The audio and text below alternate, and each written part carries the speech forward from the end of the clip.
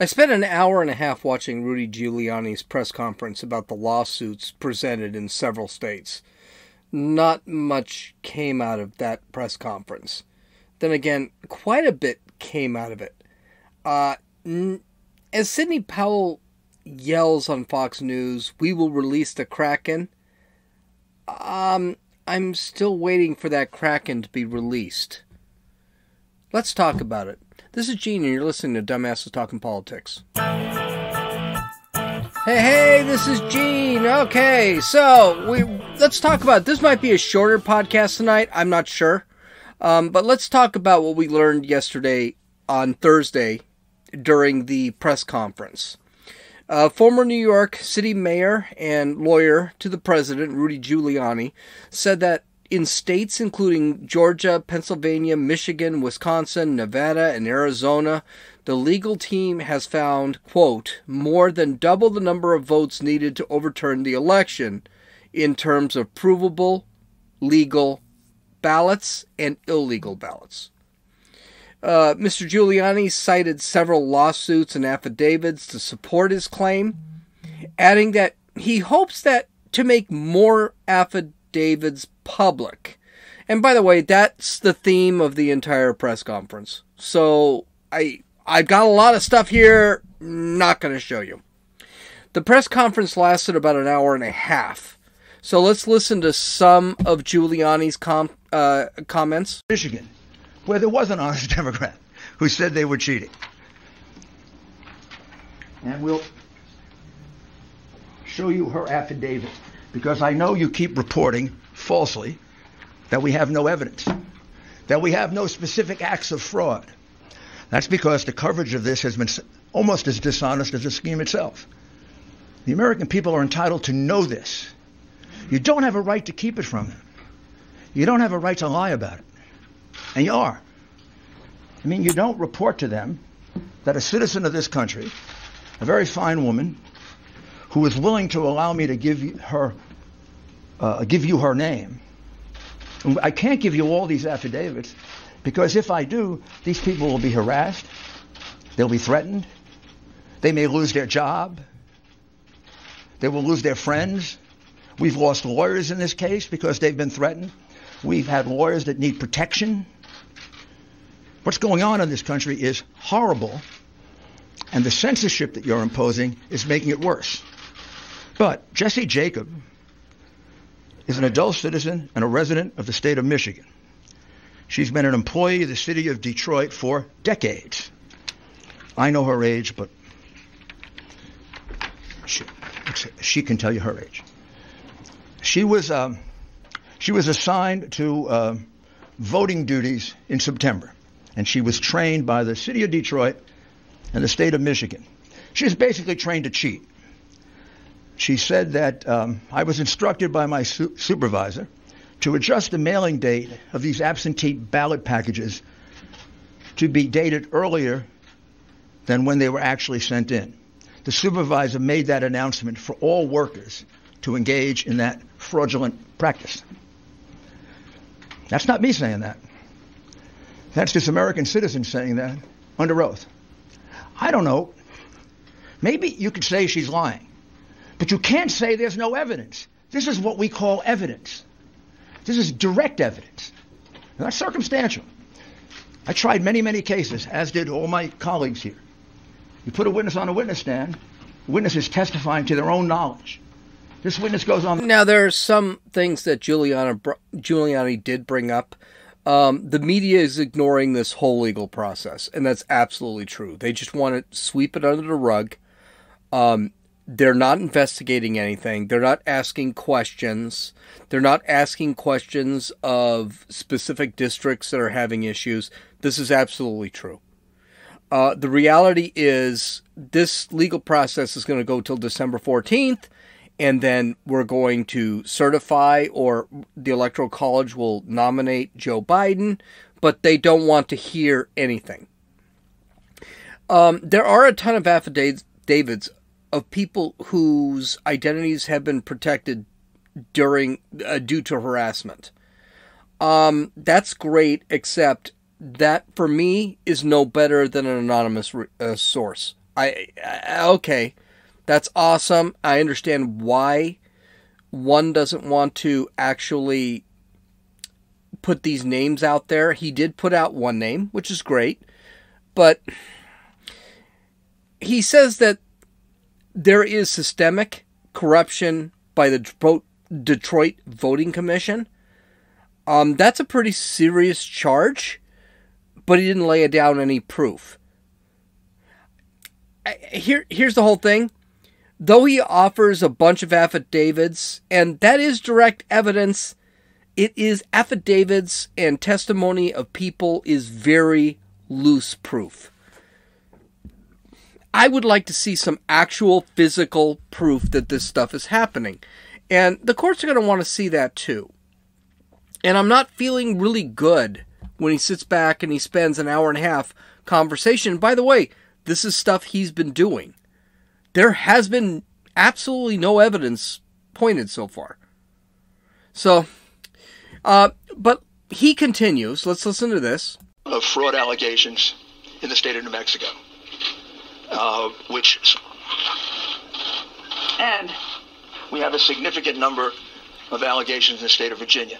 I don't know yet whether the number in Virginia will reach the number that can turn the election. In the states that we have indicated in red, Georgia, Pennsylvania, Michigan, Wisconsin, Nevada, and Arizona, we more than double the number of votes needed to overturn the election in terms of provable illegal ballots. All you got to do to find out if I'm misleading you at all is to look at the lawsuits. Look what's alleged. Look at the affidavits. Maybe we can supply more affidavits. In order to do it, I have to get permission from the people. So here's what he said in this statement. He has named states that he believes are promulgating corruption, but he's not sure as to the level. If there is some corruption, but he will not have any numbers to say how many votes would be changed, this accomplishes nothing. So if you say that in a state where Trump is losing by 15,000 votes and you can change 1,200 votes, that's not going to change anything. He says in several states that they have more than enough evidence to overturn the election in those states. That's great, but here's the other problem. He offers no proof during the press conference. He keeps referring to the lawsuits, but offers no proof. Here's a newsflash. It's kind of hard for us to get the copies of the lawsuits, especially when they're not publicly made by the media. Finally, he says that the media wants to know what the proof is. All they have to do is look at the lawsuits and affidavits. Again, I'm really loose on affidavits. I don't think affidavits, I think people testifying does not mean anything. For all we know, they're going, and this is what the left is going to say, that those people are actually anti-democratic, and that's why. But here's the thing. In the 90-minute press conference, why didn't you bring up the physical evidence right off the bat? This really just disturbs me. The other person who spoke was Sydney Powell. She's another attorney for the Trump campaign. She made some very serious charges. Very serious charges. She said that the voting machines from Dominion, which is a Canadian company, were corrupted and ripe for the change of ballot counts. That it actually permitted the change of ballot counts. She never pointed out that they were machines that had problems processing votes, which is what a lot of people were talking about. But she said that people actually had the ability to go in and change the ballot counts. Not even hacking. Okay? She's not even talking about hacking. There are a couple of YouTube videos out there right now that shows a guy could hack the Dominion ballot boxes in 7 minutes. So it is out there. She pointed out that these machines were used in Venezuela during the Hugo Chavez reign, and that Hugo Chavez was actually able to manipulate those ballots. Now, of course, the media twists that whole thing. The media said that Hugo Chavez has been dead for 7 years. Yeah, but that's not what she's saying. What she's saying is these same ballot machines were used by countries that did manipulate their elections. So we can't necessarily ignore that, but I mean, it makes you wonder why these ballot machines are even here in the first place. They're not even American. These are some serious charges. Not only was the presidential election rigged, is what she's saying, but she's saying that the elections were corrupt. People were actually changing how people voted. What gets worse, she says that even the Republicans that won are susceptible to that level of fraud. I'm a little iffy on that one. Because here's the thing, if President Trump loses and we win the Senate and we take 15 seats in the House, this is a good thing for Republicans. Now she's basically saying Republicans could have manipulated that. I don't know if that's a good thing. She said that some of the election can be completely overturned and will show that Trump won the election by a landslide. Now, again, she offers absolutely no proof. I'm going to say that again a little later. But she's really passionate about it. She does believe in it. Just listen. Being in office were allowed to rig their elections. This is stunning, heartbreaking, infuriating, and the most unpatriotic acts I can even imagine for people in this country to have participated in any way, shape, or form. And I want the American public to know right now that we will not be intimidated. American patriots are fed up with the corruption from the local level to the highest level of our government, and we are going to take this country back. We are not going to be intimidated. We are not going to back down. We are going to clean this mess up now. President Trump won by a landslide. We are going to prove it, and we are going to reclaim the United States of America for the people who vote for freedom. Now, I hate this. I love her passion, but the reality is, when you start thinking with your heart instead of your brain, that's not going to go well in court. I love her passion. But here's the thing. This hacking of ballot machines can be proved. And if it is proven, if she can go to court and prove this, this will be the biggest scandal in American history, bar none. But besides passion, again, she offered no proof. No direct proof. Now, as a guy who has the basic knowledge of hacking, I know it is easy to prove hacking. I know you can find it. But no one seems to be really interested in the media to investigate. And it just takes a couple of questions. But I'm also concerned with Sydney Powell herself. She does have a very good reputation in the law industry, and she seems very touchy about presenting any type of evidence when it comes to this. Tucker Carlson has offered her a full week on his show to present her evidence.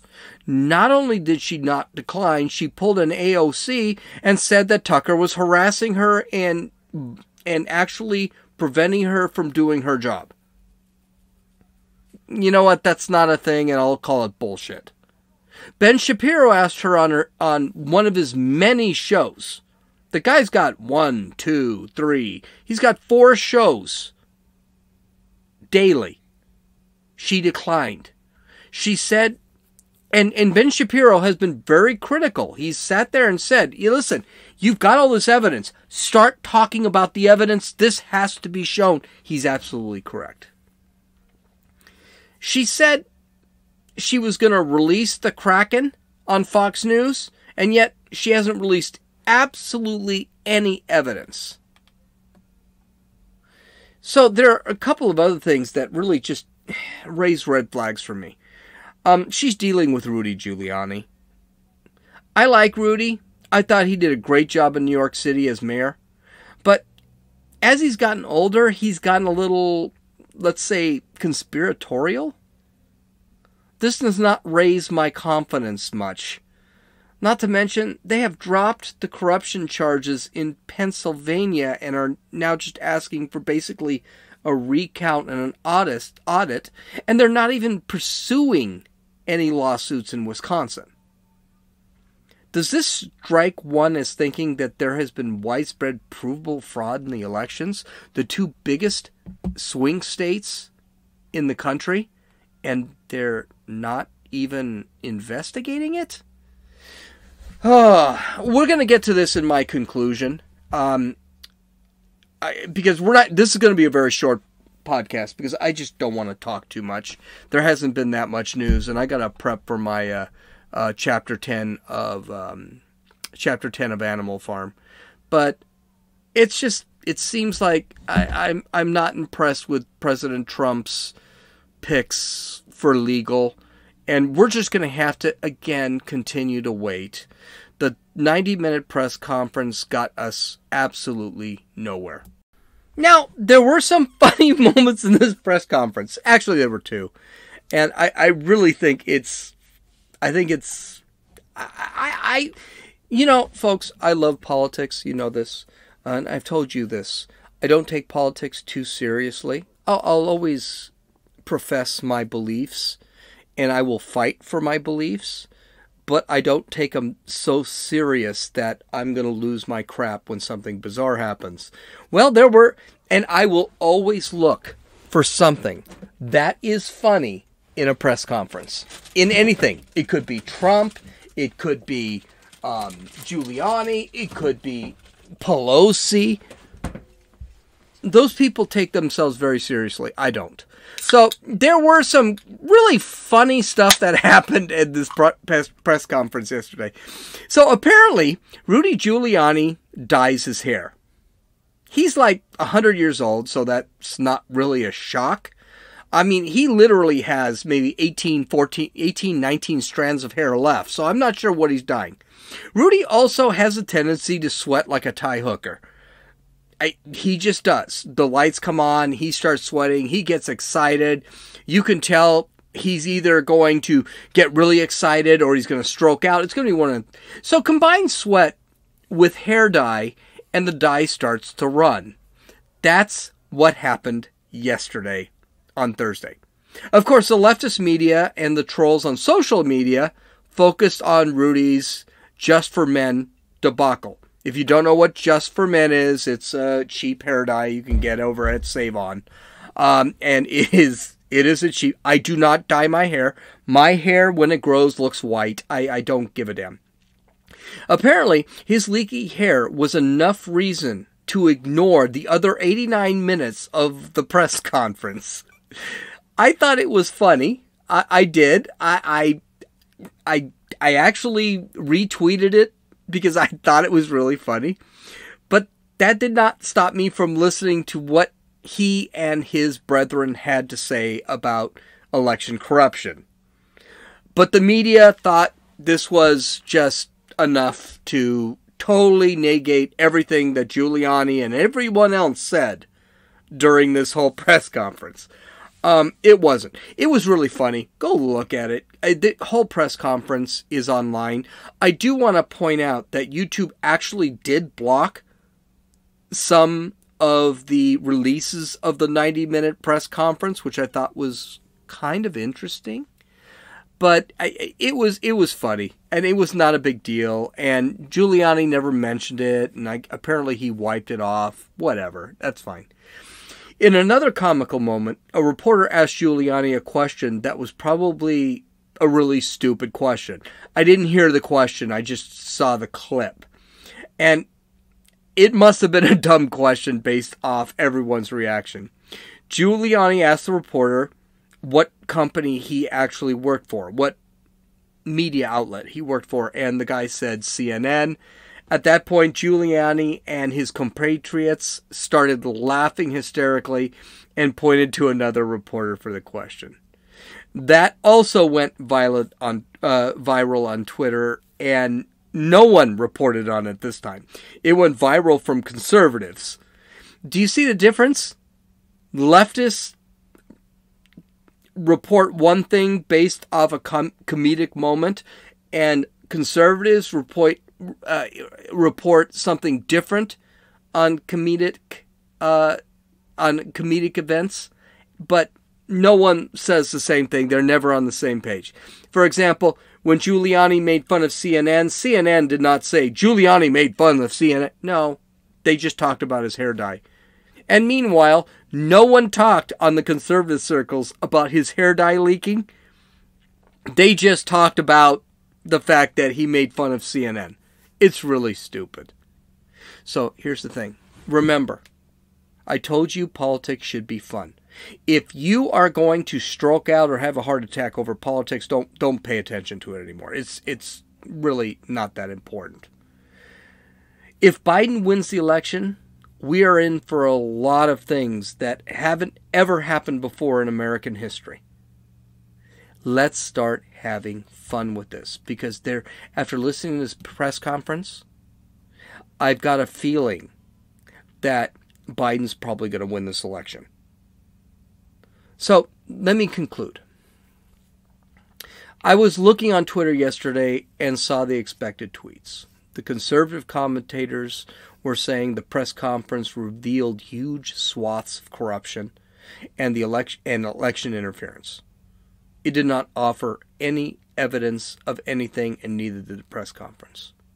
The left was saying that conservatives were delaying the inevitable Biden victory and nothing needs to be looked at. Though there was no direct evidence, there was enough in the accusations that could be proven or disproven if someone would just look. No one is looking in the media, and no one cares in the media. It's actually quite sad. No one wants to prove their position in anything. Do I think the left has a point? Well, not really. The left is making Trump out to be a fascist dictator and things like that. All Trump's doing is going through the political process, the legal process. And do I think the conservatives have come up with anything really bizarre or something that really sticks out? No, they haven't. But they've come up with enough that someone should really inquire about this. I don't trust Rudy Giuliani. He's kind of a conspiracy theorist. I'm not fully trusting of Sydney Powell. She's presented grand arguments but provided no evidence. This could change in court. I am a Trump fan. I hope it does. I definitely don't trust the leftist news media and the leftist social media, because they want all of this that Giuliani and Powell are bringing up to be forgotten. Here's the thing. Powell and Giuliani are running out of time. Powell says there's some sort of Kraken that she's going to release. I haven't seen it yet. If she had a Kraken, she should have released it a week ago. She definitely didn't release it on Thursday. So far, it hasn't been released on Friday. If it isn't bullshit, she needs to get on it, get off her ass, and release the evidence. Maybe she will. Maybe there's some bizarre legal thing they're actually trying to do. I don't know. Here's what it comes down to. Do I think the election was rigged? Yes. Do I think Biden is going to get away with this whole thing? Yes.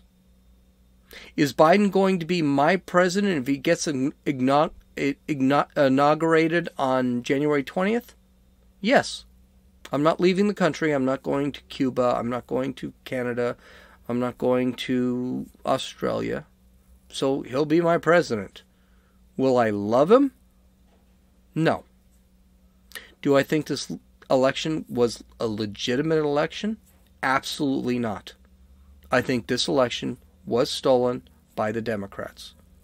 And there's lots of things there that make me believe that. For example, why is it Republicans won absolutely everything? State races, they won gubernatorial races. They won House races. They're probably going to win Senate races, but they lose the election for president. There's lots of things that are very questionable, like where did these 173,000 ballots come from in Michigan, which actually could overturn the election in Michigan. There are lots of things that I've got a lot of questions about, and if Biden becomes president, I'm going to sit back and say, whoa, whoa, whoa, whoa. Here's my summary. The left cheated. They got what they wanted, sort of. But we need to call this election for what it was. Corrupt, stolen, and at worst, just not run well. We need to change our laws, maybe even the Constitution, to require voter ID and same-day voting. We need to eliminate mail-in voting and ballot harvesting. That shit's got to go away. And you know something? That's what it really comes down to. You can follow me on Twitter at RunninFool, RUNNINFEWL. You can download or listen to this podcast on Apple Podcasts, Podbean, Podcast Addict, Stitcher, and YouTube. I do have a brand new Parler account. If you want to get away from the left-wing Twitter, that's what we start needing to do. You can follow me at RunninFool on Parler. You can actually visit my website at www.dumbassestalkingpolitics.com. You can view my show notes, any audio, video, and links that I might have. I hope you guys have a great weekend, and we are going into Chapter 10 of Animal Farm on Sunday. This is Gene. You've listened to Dumbasses Talking Politics.